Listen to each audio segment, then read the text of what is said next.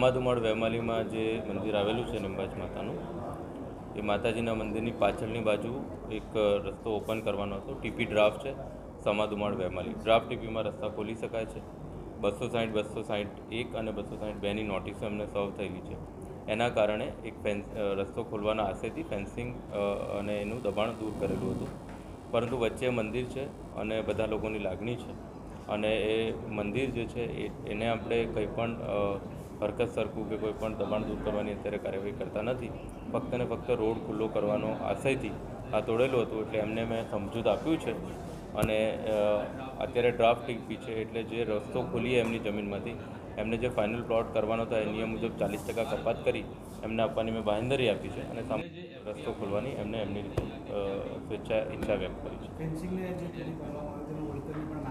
નહીં, વળતરનો પ્રશ્ન જ નથી, કારણ કે એ 260, 261, 2ની નોટિસ આપેલી છે અને જે રસ્તો છે એ ઓપન કરવા માટે આ બંને નોટિસ આપેલી હતી ને એના કારણે જ આ ફેન્સિંગનું દબાણ દૂર કરેલું.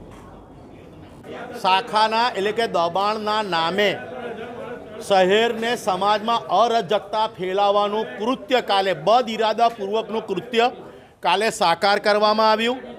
ગઈકાલે આ સમાજના કોઈ લોકો હાજર નહોતા ત્યારે ફેન્સિંગ અને કોટ તોડીને જતા રહ્યું. એટલે કોઈ મુદ્દો ભટકાવવા માટે ક્યાંક કોઈ રાજકીય નેતાના ઇશારે, બિલ્ડરના ઇશારે આ સમાજને બીવડાવવા માટેનો કાલે શક્તિ પ્રદર્શન કરવામાં આવ્યું. માટે આજે માનનીય આદરણીય કમિશનર શ્રી પાસે અમે આવ્યા, કારણ કે આ મંદિર રોડ પર બનેલું નથી. ત્યારે રોડનું નિર્માણ નહોતું થયું, ટીપી નિર્માણ નહોતું થયું. ઐતિહાસિક મંદિર છે, 100 વર્ષ જૂનું. આ ઐતિહાસિક વાવ છે. તો આ જે બદ ઇરાદાથી આ કૃત્ય કરવામાં આવ્યું એના સવાલના જવાબ માટે અમે કમિશનર સાહેબ પાસે આવ્યા. કમિશનર સાહેબે અમને બાહેધરી આપી છે કે મંદિરને ટચ કરવામાં નહીં આવે. બરાબર છે, પણ આ જે તોડ્યું છે એનું સ્પષ્ટીકરણ કમિશનર આપી શક્યા નથી. માટે આ મેટરમાં કમિશનર સાહેબ પણ શંકાના ઘેરામાં છે. વોલ તોડવામાં આવી છે સદંતર ખરેખર ખોટી છે, કારણ કે અમારી જગ્યાની અંદર આ મંદિર આવેલું છે, અમારી માલિકીની જગ્યાની અંદર આવેલું છે, ના તો કોઈ કોર્પોરેશનની બાપની જગ્યા છે.